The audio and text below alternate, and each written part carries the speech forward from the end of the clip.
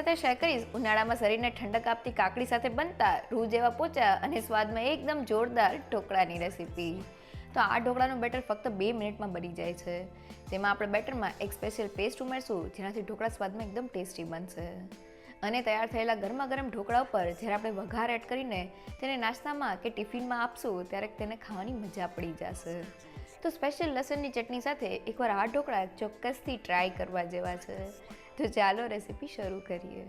નવા સ્વાદ સાથે ઢોકળા બનાવવા માટે મેં અહીંયા 2 નંગ જેટલી નાની સાઇઝની કાકડી લીધેલી છે. ઉનાળામાં કાકડી ખાવાથી શરીરને ઠંડક અને તાજગી મળે છે. તો હવે એક કાકડીને લઈને સૌથી પહેલા તેના ડીટાના ભાગને કાઢી લઈએ.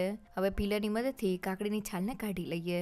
હવે કાકડીને 2 ભાગમાં ડિવાઈડ કરી લઈએ અને ફરી પાછા 4 ભાગમાં ડિવાઈડ કરીને કાકડીના રફલી પીસ કરી લઈએ.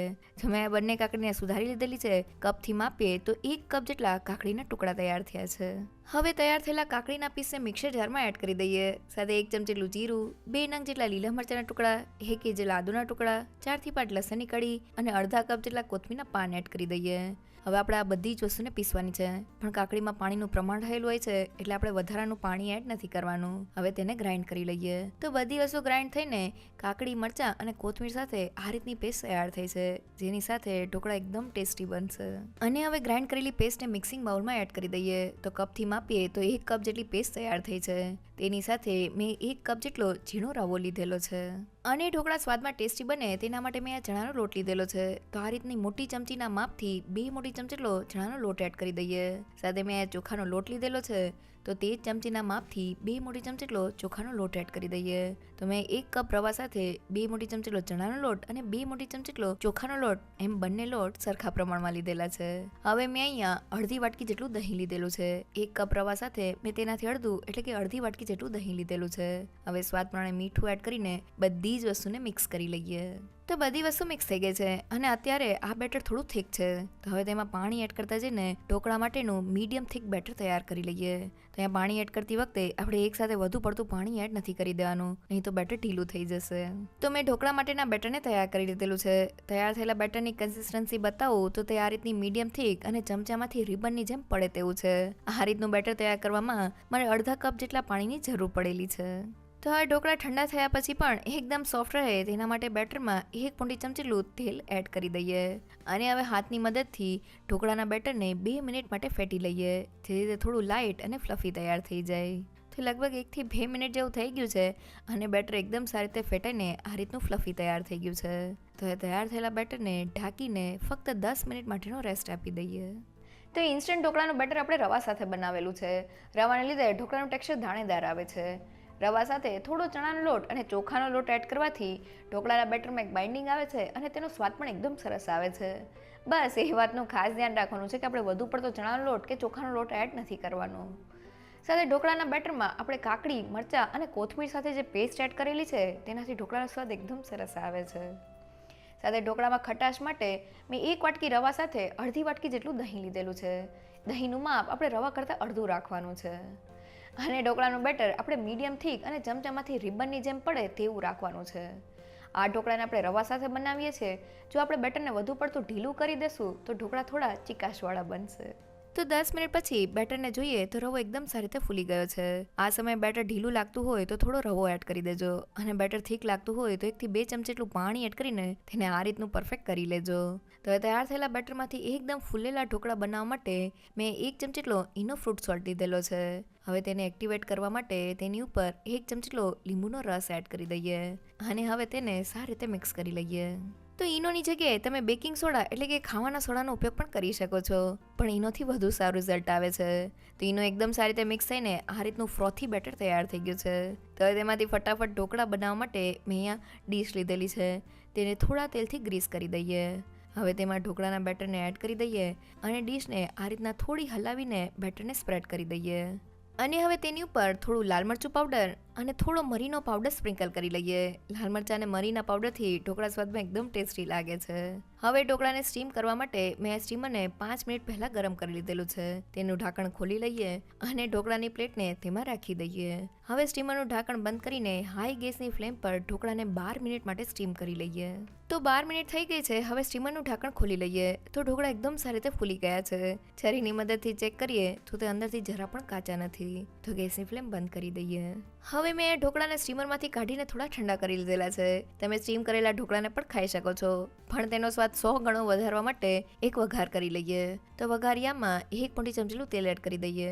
ગરમ તેલમાં 1/2 ચમચી રાઈ, 1 ચમચી સફેદ તલ, 1 પિંચ જેટલી હિંગ, થોડા લીમડાના પાન અને લીલા મરચાના ટુકડા એડ કરીને સારી રીતે સાતળી લઈએ. હવે વઘારને લઈ લઈએ અને ઢોકળા ઉપર એડ કરી દઈએ અને ચમચીની મદદથી સારી રીતે સ્પ્રેડ કરી દઈએ. તો વઘાર એકદમ સારી રીતે ઢોકળા ઉપર સ્પ્રેડ થઈ ગયો છે. હવે છરીની મદદથી ઢોકળાના પીસ કરી લઈએ. તો મેં ઢોકળાના પીસ કરી લીધેલા છે. હવે તવીથાની મદદથી એક પીસને ડીમોલ્ડ કરી લઈએ અને હાથેથી તોડીને જોઈએ તો એકદમ જાળીદાર અને સોફ્ટ ઢોકળા તૈયાર થયા છે. એકવાર જરૂરથી ટ્રાય કરજો. ઢોકળાને સ્ટીમ કરતી વખતે આપણે ગેસની ફ્લેમ હાઈ રાખવાની છે અને ઢોકળાને સ્ટીમરમાં મૂકતા પહેલાં સ્ટીમરને 5 મિનિટ પહેલાં ગરમ કરી લેવાનું છે. સ્ટીમરને ગરમ કરી લેવાથી સ્ટીમરની અંદર એક ટેમ્પરેચર જનરેટ થશે અને ઢોકળા એકદમ ફૂલેલા તૈયાર થશે. સાથે ગરમા ગરમ ઢોકળા ઉપર જ્યારે આપણે વઘાર એડ કરીએ છીએ ત્યારે ઢોકળાનો સ્વાદ તો વધી જાય છે, પણ તે ઠંડા થયા પછી પણ ખાવામાં એકદમ સોફ્ટ લાગે છે. તો હવે ઢોકળા સાથે ખાવાની મજા આવે તેવી સ્પેશિયલ લસણની ચટણી બનાવી લઈએ. મેં અહીંયા 15થી 16 નંગ જેટલી લસણની કળી લીધેલી છે. હવે તેમાં 1/2 ચમચી જેટલું જીરું, 1 પિંચ જેટલી હિંગ, સ્વાદ પ્રમાણે મીઠું અને મેં અહીંયા 1 મોટી ચમચી જેટલું લાલ મરચું પાવડર લીધેલું છે. અને હવે કોઈ પણ જાતના પાણીને એડ કર્યા વગર બધી જ વસ્તુને ગ્રાઇન્ડ કરી લઈએ. હવે મેં અહીંયા 1 ટમેટાના ટુકડા લીધેલા છે. તો ચટણીમાં થોડું ટમેટું એડ કરવાથી તે લસણના ટેસ્ટને બેલેન્સ કરે છે, સાથે ચટણીને થોડી ટેંગીનેસ આપે છે. તો હવે તેને ચટણી સાથે ગ્રાઇન્ડ કરી લઈએ. તો બધી વસ્તુ ગ્રાઇન્ડ થઈને આપણી ચટણીની આ રીતની સ્મૂથ પેસ્ટ તૈયાર થઈ ગઈ છે. તો હવે તેને સાતળવા માટે પેનમાં 2 મોટી ચમચી જેટલું તેલ એડ કરી દઈએ. હવે તેમાં ચટણીની પેસ્ટને એડ કરીને મીડિયમ ગેસની ફ્લેમ પર તેને સારી રીતે સાતળી લઈએ. તો અહીં આપણે ચટણીને લસણ સાથે બનાવેલી છે, એટલે તેને સાતળવાથી લસણનો કાચો સ્વાદ વયો જશે. તો લગભગ 2 મિનિટ જેવું થઈ ગયું છે અને આપણી ચટણી એકદમ સારી રીતે સતરાઈને તેની સાઇડ્સમાંથી તેલ છૂટું પડી ગયું છે. તો ગેસની ફ્લેમ બંધ કરીને ચટણીના મિક્સરને મિક્સિંગ બાઉલમાં કાઢી લઈએ. તો ચટણીની આ પેસ્ટને તમે રેફ્રિજરેટરમાં સ્ટોર કરી શકો છો અને તેને અત્યારે ખાવા માટે હું તેમાં થોડું પાણી એડ કરી દઈશ અને તેને સારી રીતે મિક્સ કરી લઈશ. ત્યાં પાણીનું પ્રમાણ તમારે ચટણી જે રીતના જાડી કે પતલી જોતી હોય તે રીતે તમે એડ કરી શકો છો. તો ઢોકળા સાથે ખાવાની મજા આવે તેવી ટેસ્ટી લસણની ચટણી તૈયાર થઈ ગઈ છે. ચટણીને પીસતી વખતે લસણ સાથે 1 નંગ જેટલું ટમેટું એડ કરવાથી લસણની તીખાશ બેલેન્સ થઈ જાય છે અને ચટણીનો સ્વાદ પણ વધી જાય છે. સાથે પીસેલી ચટણીને થોડા તેલમાં સાતળવાથી લસણ અને ટમેટાની કચાશ ઓછી થઈ જાય છે અને ચટણી લાંબા સમય સુધી સારી રહે છે. તો એ ચટણી સાથે ગરમા ગરમ ઢોકળાને સર્વ કરી લઈએ.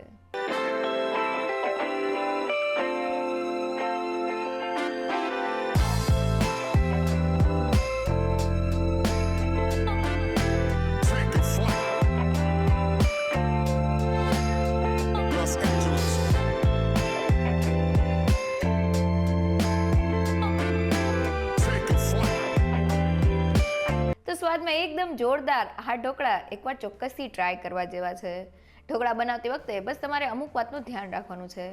પહેલી એ કે ઇન્સ્ટન્ટ ઢોકળાનું બેટર આપણે રવા સાથે બનાવેલું છે અને રવામાં થોડો ચણાનો લોટ અને ચોખાનો લોટ એડ કરવાથી બેટરને એક બાઇન્ડિંગ મળે છે અને તેનો સ્વાદ પણ વધી જાય છે.